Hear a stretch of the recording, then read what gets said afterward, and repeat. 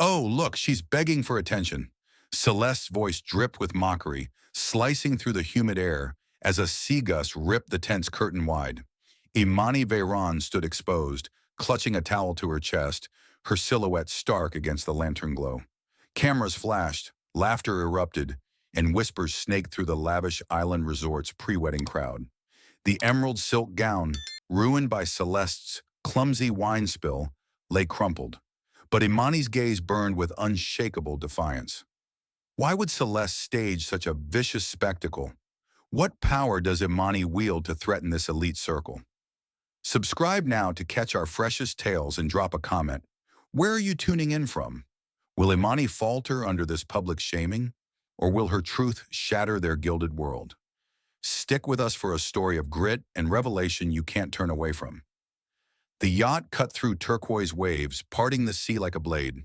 Imani Veyron stepped onto the sun-warmed dock, sandals whispering against wood, the air heavy with salt and jasmine. Her island, a secret empire veiled by a holding company, shimmered under the noon sun, palms swaying over coral cliffs. Yet her heart pulsed with unease. She was here for her brother Preston's wedding to Lucas Caldwell, a union meant to bridge divides, but unseen judgments already prickled her skin. Her dawn-colored silk dress flowed, gold beads in her braided hair glinting like stars. Imani's dark eyes, sharp as obsidian, scanned the horizon where the Caldwell's yacht loomed, its passengers descending like actors onto her stage. Her woven bag hung lightly, but her poise masked anticipation. Preston's text from Dawn lingered. "You'll light up this place, sis. Lucas's folks will love you." His optimism warmed her, but Imani knew better than to trust first glances. She'd felt veiled slights before, smiles that curdled, words that cut beneath polish. The Caldwells were old money, their wealth a tapestry of power, their pride a fortress. And she, Imani Veyron, was an enigma they hadn't measured. The dock creaked as the Caldwells approached, their linen suits and pastel dresses stark against the island's wild vibrancy. Evelyn Caldwell led, silver hair in a severe chignon, her smile as sharp as her white blazer. "Imani, I presume," she said, voice smooth but cold as the tide. "How striking."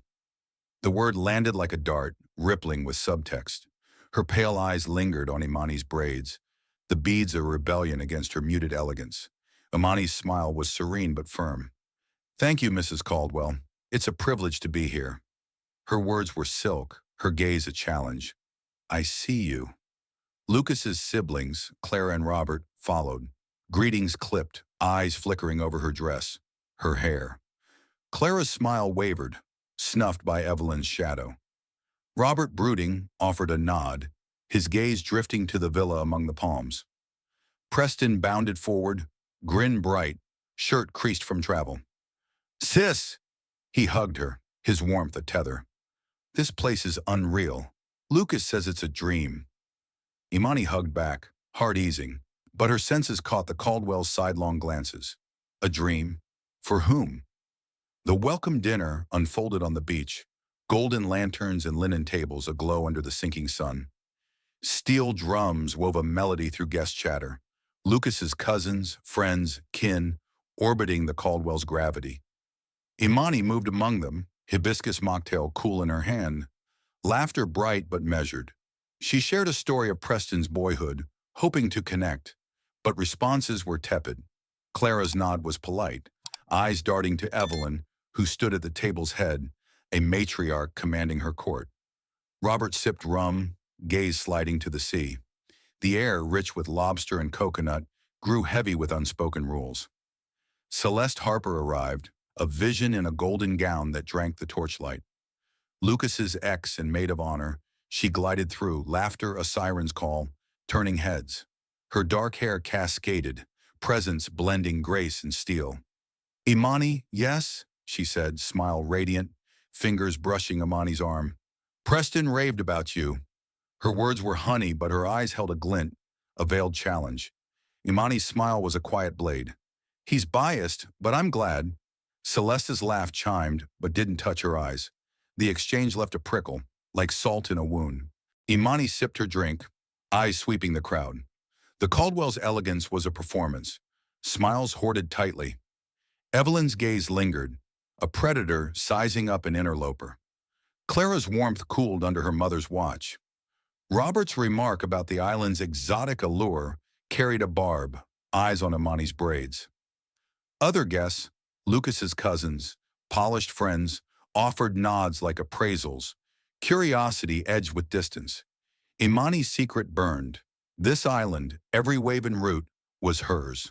She held it close, not from fear but strategy, wanting to see them unmasked, to know who they were when they thought her merely Preston's sister. The sun sank, painting the sky coral and indigo.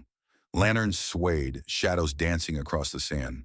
Preston, toasting with Lucas, flashed a grin, blind to the undercurrent. Imani returned it, but her heart drummed, quickening. She wouldn't fade into their monochrome world. Her braids swayed, beads clicking, a hymn to her roots. Yet Evelyn's silhouette loomed, rosewater scent cutting through sea air, and the island's warmth flickered. This wasn't just a wedding, it was a proving ground, and she was a flame they couldn't name. Music swelled, a guest raised a glass, and laughter spilled like foam. Imani stood at the table's edge, fingers grazing the woven bracelet Preston gave her long ago, a link to their past.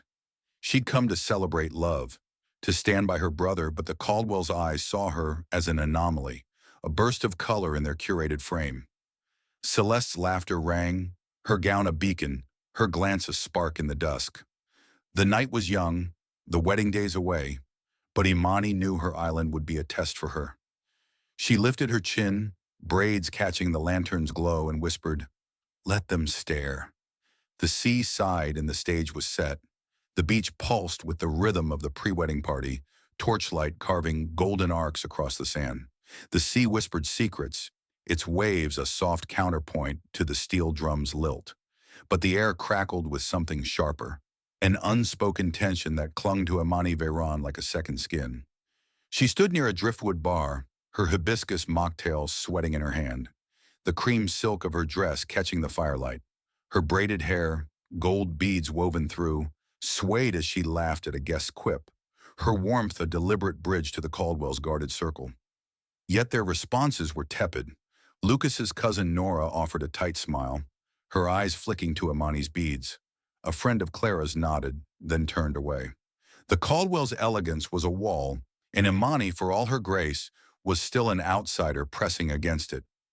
She scanned the crowd, her dark eyes catching Preston's grin as he twirled Lucas under a canopy of fairy lights.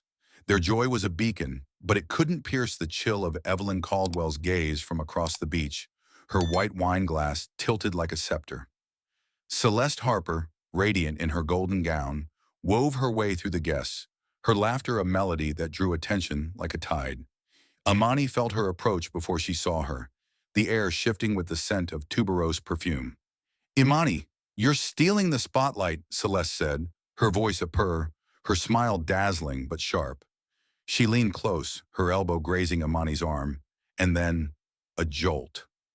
Red wine splashed across Imani's dress, a crimson stain blooming like blood on snow. Gasps rippled through the nearby guests, heads turning, eyes wide. "Oh, Imani, I'm so clumsy." Celeste's apology was instant, her hands fluttering, her concern a polished performance. "Come, there's a changing tent by the shore. We'll fix this." Her tone was syrupy, but her eyes glinted, a flicker of intent Imani caught but didn't name.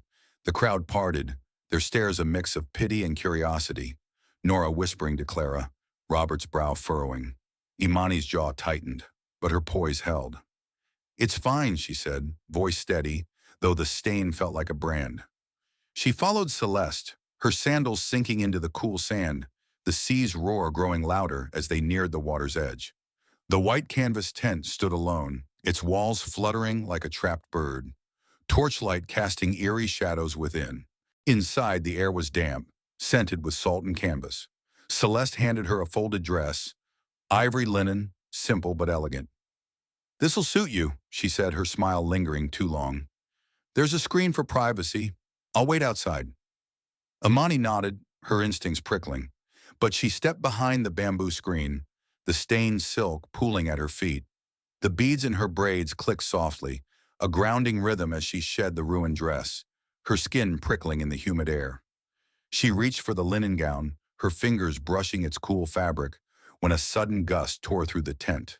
The entrance flap flew open, canvas snapping like a whip, and Imani froze. Beyond the screen, through the gaping flap, a cluster of guests stood. Lucas's cousins, Nora among them, a few friends, their phones already raised.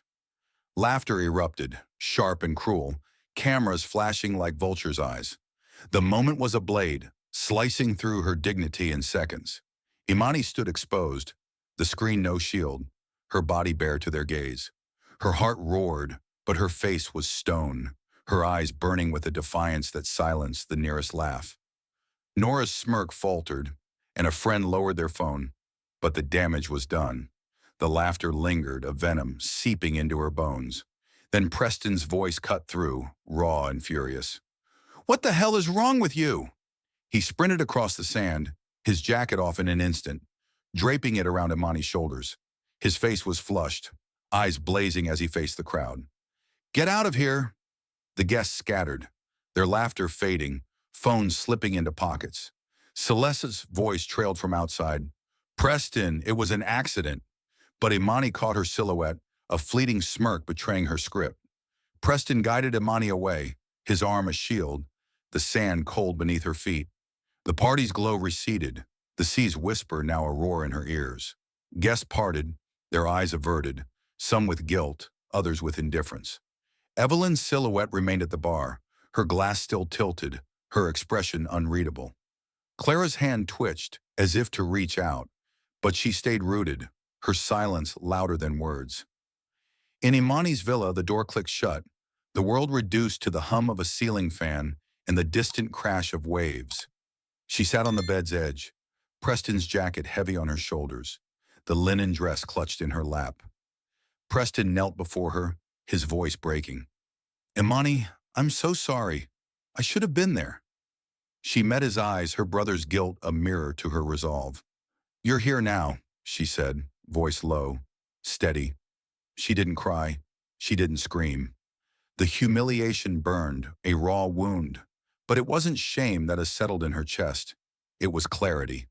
The laughter, the clicks of cameras, the averted gazes of the kind ones. They'd shown her their truth. Nora's smirk, Celeste's calculated spill, the crowd's complicity. They thought they could break her, reduce her to a moment of exposure. They were wrong. Her braids swayed, beads clicking like a pulse, a reminder of her roots, her worth. She saw Celeste's smirk again in her mind, the wine a deliberate act, the tent a trap. The Caldwell's world, with its polished cruelty, had drawn a line, and Imani stood on the other side. Not as a guest, but as a force. Preston stood, pacing, his anger a storm. "I'll talk to Lucas. This won't stand." Imani's hand stopped him, her touch firm. "Not yet," she said, her voice a quiet blade. "Let me handle this."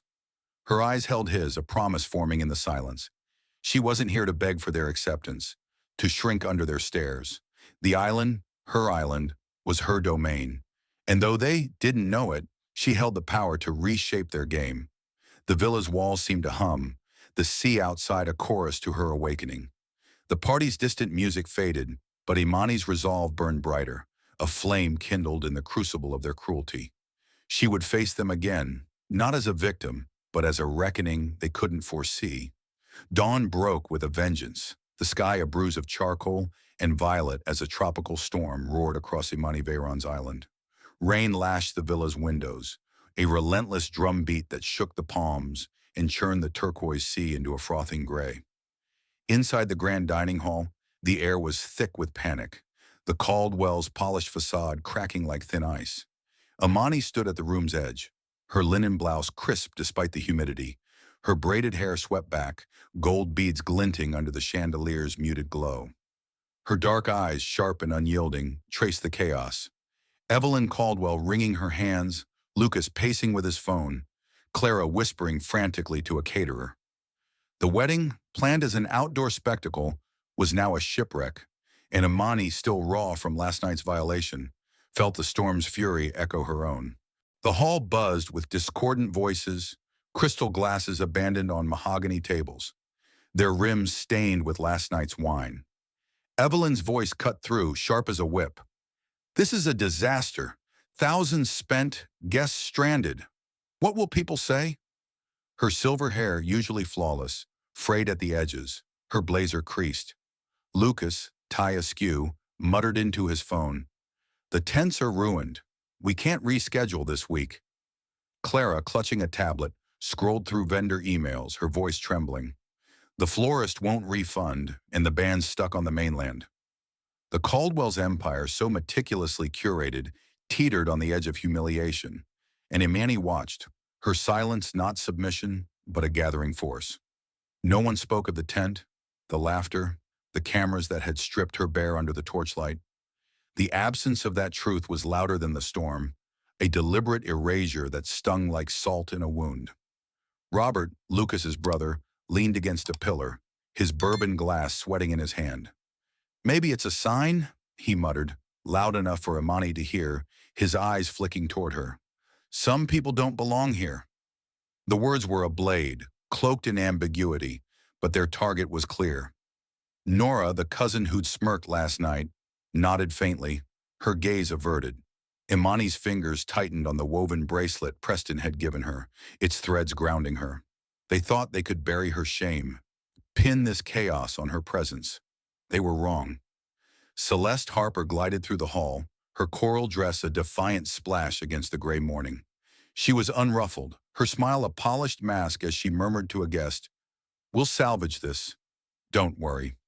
Her eyes met Imani's, daring her to react, a silent taunt that recalled the wine, the tent, the calculated cruelty. Imani held her gaze, her face serene, but her pulse a drum. Celeste's composure was a performance, and Imani was no longer an audience. She was a player, rewriting the script. She slipped away, her sandals silent on the marble floor, and retrieved a leather portfolio from her villa. Its contents, deeds, contracts, proof of her dominion, were a blade she'd yet to draw, but the storm's chaos was her moment. Back in the hall, the Caldwell's desperation thickened. Evelyn snapped at a staff member, "Find me someone who can fix this." Her voice cracked, betraying the fear beneath her command. Lucas, phone now dead, slumped into a chair, his hands raking through his hair. "We're ruined," he muttered. Clara's tablet clattered to the table, her eyes red.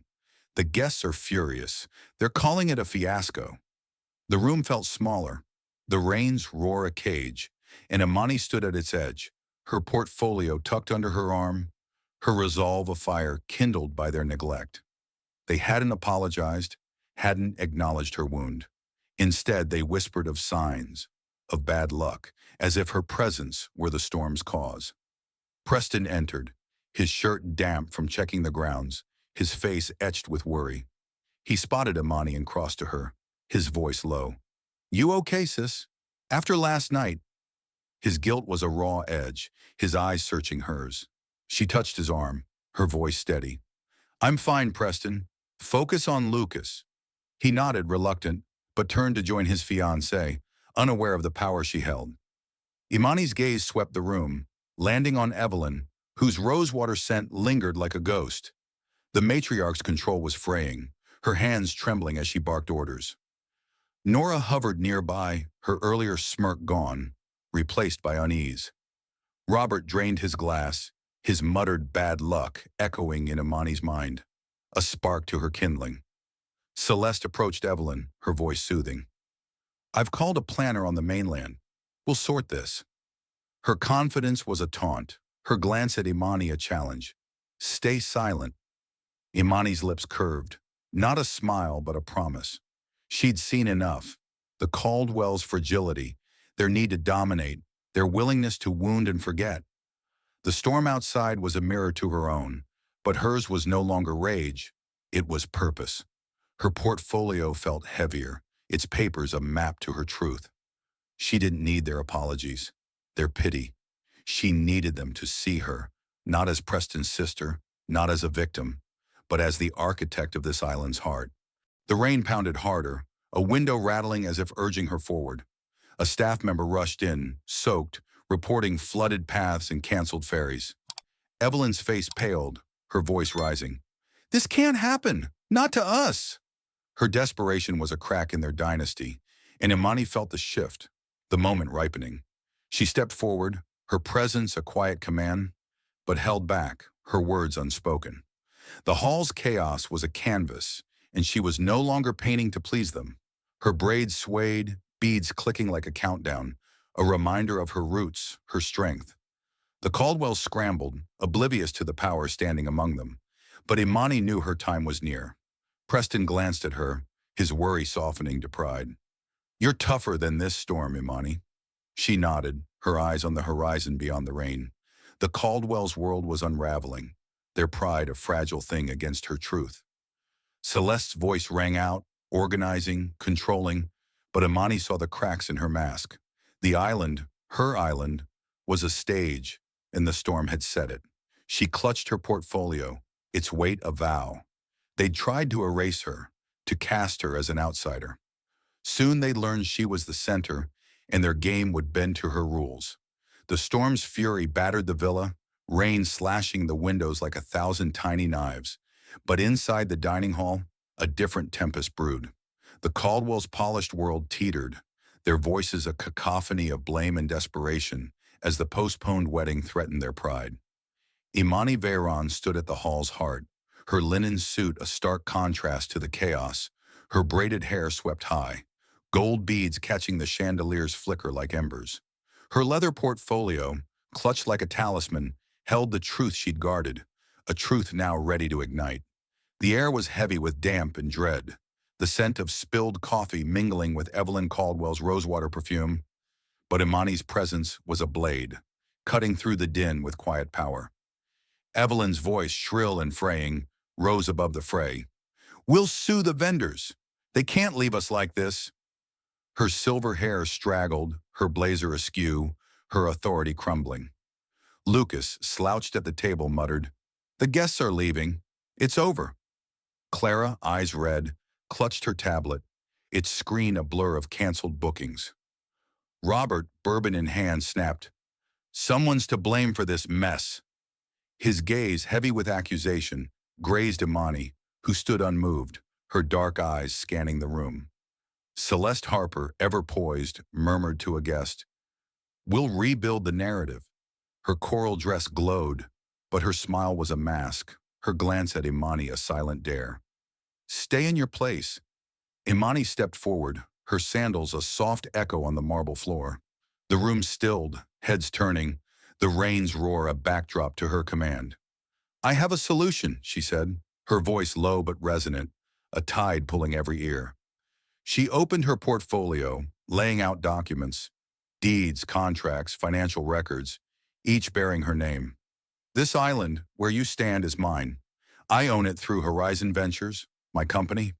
The words were a thunderclap, shattering the hall's fragile order. Evelyn's jaw dropped, her glass trembling. Lucas blinked, stunned, his phone forgotten. Clara's tablet slipped, clattering to the table. Celeste's smile froze, her fingers tightening on her cup, a crack in her veneer. Imani's gaze swept the room unflinching. "I came to celebrate my brother's love, to stand by Preston and Lucas, but last night some of you showed me who you are." Her voice was calm, each word a stone in a cairn of truth. She turned to Celeste, whose eyes widened, then to Nora, who shrank back.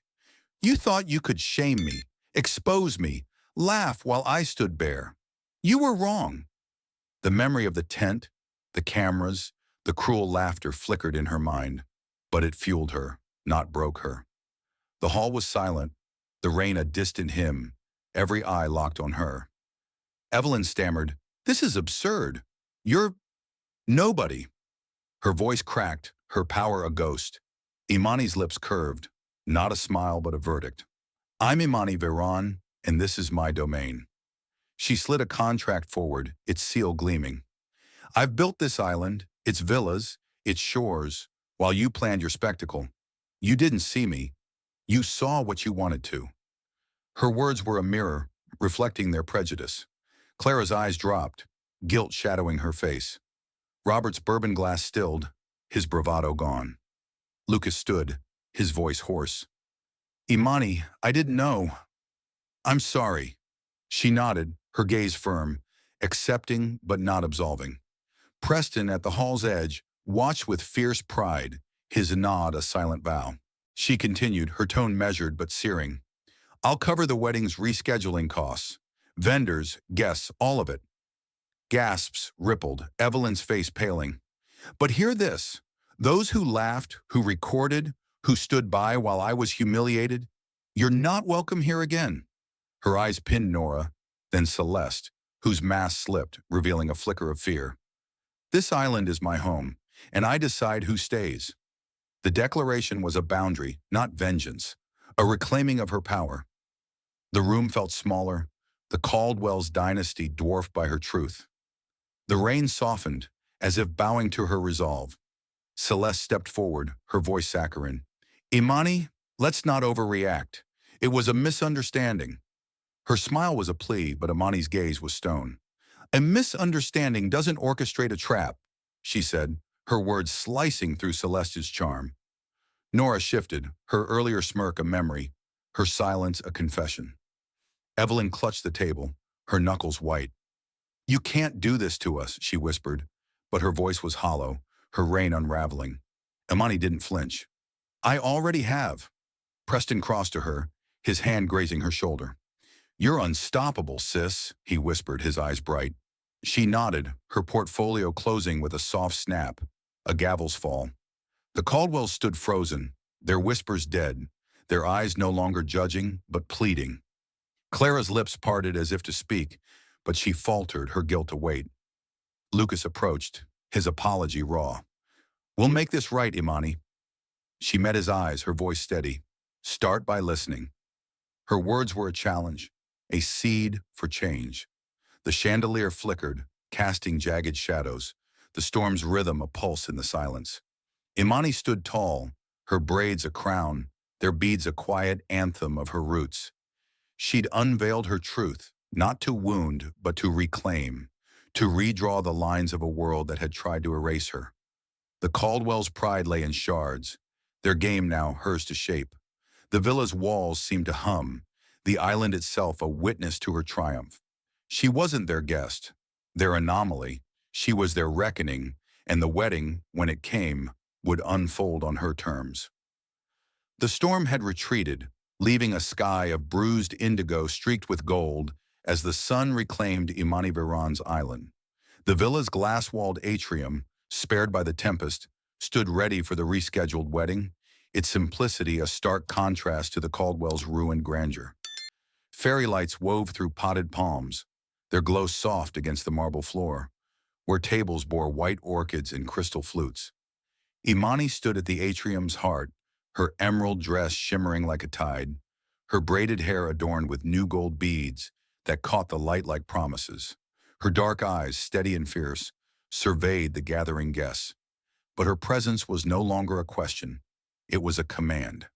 The Caldwells, once a towering dynasty, moved with a new deference. Their whispers now of respect, not judgment. The air carried the scent of sea salt and citrus, a fragile peace after days of chaos. Preston adjusted his tie nearby, his grin a burst of warmth as he caught Imani's eye. You look like royalty, sis, he said, his voice thick with pride. She smiled, her hand grazing his arm, but her gaze lingered on the crowd. Lucas, in a tailored suit, stood at the altar, his nervous smile softened by love. The guests, fewer now, the storm having thinned their ranks, settled into chairs, their faces tentative, as if testing the ground beneath them. Evelyn Caldwell, her silver hair pinned tightly, sat in the front row, her smile strained, her rosewater perfume a faint echo of her faded reign.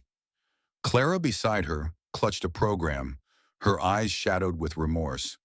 Robert, bourbon absent, sat stiffly, his silence a surrender. Celeste Harper was nowhere to be seen, her invitation revoked in the wake of Imani's revelation. Her absence was a void, a testament to Imani's boundary, and the guests' hushed murmurs carried her name like a cautionary tale. Imani did not need to gloat. Her victory was in the shifted air, the Caldwells' humbled glances. She'd unveiled her ownership, her power, and they'd seen her, not as Preston's sister, but as the architect of this island's soul. Yet the wedding wasn't her stage. It was Preston's and Lucas's, and she stood for them, her heart a quiet drum of resolve. The ceremony began, a violin's lament rising as Preston and Lucas clasped hands. The officiant's words wove love and commitment, and Imani's eyes softened, her brother's joy a balm. Lucas's vows, earnest and halting, drew murmurs of approval, while Preston's, bold and heartfelt, sparked laughter. Imani's beads clicked as she shifted, a reminder of her roots, her strength. The guests watched, their earlier prejudice replaced by a cautious awe, as if Imani's truth had rewritten their lens. Clara's lips trembled, her program creased in her hands, while Evelyn's gaze flickered to Imani, no longer predatory but wary, like a queen dethroned. As the couple exchanged rings, a breeze stirred the atrium, carrying the sea's whisper through open panes. Imani stood taller, her dress catching the light, her presence a silent vow. She'd reclaimed her place, not just for herself, but for the love she championed. The applause was warm, genuine, and Preston pulled her into a hug as the ceremony ended, his whisper fierce. "You made this possible, Imani." She nodded, her smile steady, but her eyes swept the crowd, seeking those who'd faltered, who'd laughed, who'd turned away. Her forgiveness was not a gift. It was earned. The reception unfolded under the atrium's glow, tables laden with grilled snapper and mango salsa, the mood lighter but fragile. Imani moved among the guests, her grace a quiet force. Clara approached, her steps hesitant, her voice raw. "Imani, I should have spoken up that night. I was wrong." Her eyes, red-rimmed, pleaded for absolution. Imani's gaze was kind but firm. "Words matter, Clara, but actions matter more. Start there." Clara nodded, retreating, her guilt a seed for change. Robert, emboldened by the moment, offered a gruff, "You're tougher than I thought." Imani's nod was curt, her silence a boundary he wouldn't cross. Evelyn remained seated, her smile a mask, her hands clasped tightly, as if to hold her fracturing world. Lucas found her near a palm, his face etched with gratitude and shame. "Imani, I failed you that night. I'll make it right." His voice broke, but her hand on his shoulder was steady. "Love Preston well, Lucas. That's enough." Her words were a bridge, not a pardon, and he nodded, his eyes bright with resolve. The music swelled, a calypso beat urging guests to dance, and Imani stepped back, her role not to shine, but to anchor.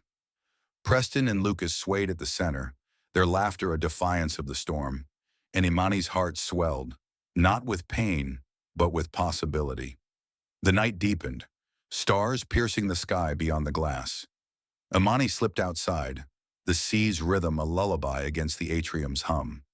The sand was cool beneath her feet, the horizon a canvas of ink and silver. She touched her braids, the new beads a symbol of her survival, her reclamation. The Caldwell's world had bent to her truth, their pride humbled by her strength. Evelyn's silhouette lingered inside, a shadow of her former self, her silence louder than any defense. Imani felt no pity, only clarity. She'd forged a new order, one where her voice, her roots, her island held sway. Preston joined her, his suit jacket slung over his shoulder. "You changed everything, sis," he said, his voice warm. She leaned into him, the sea's breath cool on her skin. "I just showed them who I am." The waves roared softly, a chorus to her triumph. The wedding was a beginning, not an end, and Imani knew the island, her empire, would carry her legacy forward, a beacon for those who, like her, refused to be erased. The island exhaled under a twilight sky, its coral hues bleeding into indigo as the sea whispered secrets to the shore. Imani Veyron stood on the beach, the same sands where she'd been laid bare, now transformed by her will. Her linen tunic caught the breeze, its ivory glow a quiet defiance, her braided hair adorned with gold beads that sang with each movement, a hymn to her unbroken spirit. The villa's lights flickered in the distance, a reminder of the wedding's triumph, but Imani's gaze was on the horizon, where her vision took root. She'd reshape this island, her island, into a sanctuary. Its villas no longer for the elite, but for those who, like her, had faced the world's cruelty and stood taller. The air carried salt and possibility, and Imani's heart, once a storm, now burned with purpose. Months had passed since the wedding, and the island's transformation was complete. The commercial hum of luxury retreats was gone, replaced by the murmur of creation. Laughter from art workshops, soft voices in therapy circles, the scratch of pens in storytelling tents. Women of color, survivors of prejudice and those scarred by exclusion walked these paths, their steps a reclaiming of dignity. The beach, once a stage for Imani's humiliation, was now a canvas for healing, its sands imprinted with footprints of renewal. Imani had poured her wealth, her will into this shift, her company, Horizon Ventures, redirecting its profits to fund retreats that mended souls. The island was no longer a secret, it was a beacon, its name whispered in communities that needed it most. She knelt, her fingers tracing a shell half buried in the sand, its spiral a map of resilience. The memory of that night, the wine, the tent, the laughter, had faded, not from forgiveness, but from transcendence. She'd turned pain into power, not for revenge, but for creation. The Caldwells were a distant echo, their dynasty humbled, their invitations to return quietly declined. Evelyn's rosewater scent no longer haunted the air. Clara's hesitant apologies had grown into action, her letters detailing efforts to challenge her family's biases. Lucas and Preston, now settled in a new life, sent photos of their home, their love a testament to the wedding Imani had salvaged. But this island was hers, not theirs, and its new legacy was her vow to those who'd been unseen. A group of women gathered near a driftwood bonfire, their voices rising in a poetry reading, each word a thread in a tapestry of strength. Imani joined them, her presence a quiet anchor, her smile an invitation. A young woman, Amara, spoke of her journey through workplace discrimination, her voice trembling but fierce. Imani listened, her beads clicking as she nodded, her eyes reflecting the fire's glow. "You're here now," she said, her voice soft but resonant. "This place is yours." Amara's tears fell, but her smile was a spark, and the group's applause was a chorus of solidarity. Imani felt the island hum, its spirit aligned with her own, a refuge where wounds became wings. The night deepened, stars piercing the velvet sky. Imani walked to a cliff overlooking the sea, its waves a silver ribbon under the moon. She held a journal, its pages filled with plans for the sanctuary's future. Music residencies, healing retreats for youth, a library of stories from those who'd reclaimed their voice. Her pen had become a wand, each word conjuring a world where no one felt like an outsider. The island's transformation was her mirror, reflecting the strength she'd forged when the Caldwell's world tried to break her. She'd stood, not just for herself, but for every soul who'd faced a camera's cruel flash, a whispered slight, a turn back. Preston's voice broke the silence, his footsteps soft on the path. "You've built something eternal, sis," he said, his silhouette framed by starlight. He'd flown in for the sanctuary's opening, his pride a warmth that chased the night's chill. Imani turned, her journal closing with a soft thud. "It's not just mine," she said, her voice a quiet vow. "It's theirs." She gestured to the bonfire, where laughter rose anew, a melody of survival. Preston's arm draped over her shoulders, his grin boyish. "You showed them all, Imani, even me." She leaned into him, the sea's rhythm a heartbeat, her legacy no longer a secret but a light. The cliff's edge felt like a threshold, the island a bridge between her past and the infinite. The women by the fire began to sing, their voices weaving a spiritual that echoed her roots, her strength. Imani's beads swayed, their song a reminder of who she was. Veyron, creator, survivor. The island, once a cage, was now a cathedral, its walls the sky, its altar the sea. She'd turned its sands into sacred ground, a place where dignity was not earned but claimed. The stars burned brighter, and Imani's voice rose, soft but certain. "We're just beginning." The waves roared in agreement, carrying her truth to the world. As the stars fade over Imani Veyron's island, her legacy shines, a testament to resilience and rebirth. Thank you, dear listeners, for joining this journey of courage and triumph. Your support fuels these stories, and we'd love to hear your thoughts. Share in the comments. What moved you most about Imani's stand? Where are you tuning in from? Subscribe to catch our next tale of unbreakable spirits, and until we meet again, keep shining your light.